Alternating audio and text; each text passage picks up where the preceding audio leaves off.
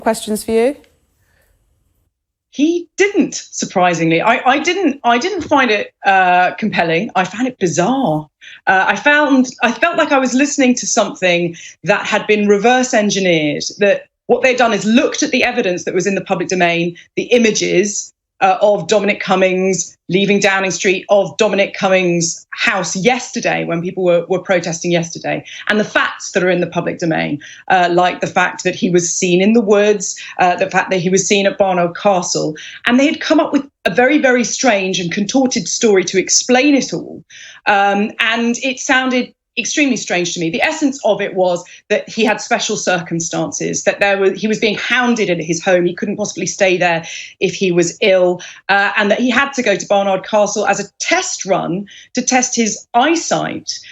So he presumably, he was saying that he left to go to Durham to protect the best interests of his child.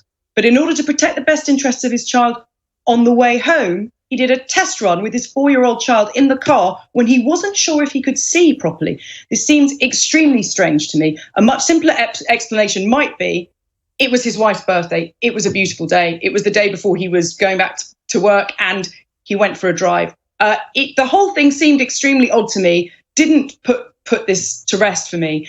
And I don't really buy the idea that he is exceptional and that he's special. There are many parents up and down the country who were in exactly the same situation as him. There were single parents. Well, to be fair, he did say in that news conference, he did say that he didn't think he was exceptional or that he was special.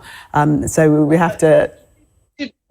He did say that his circumstances meant that he had to go. And I have to say this, I don't believe that he was under siege at home from campaigners and the press. This was an extreme lockdown time when nobody was in the street. And if he had felt under siege, he can ask for police protection. As we all know, he's a very, very important person when it comes to the government. Alex, moving on.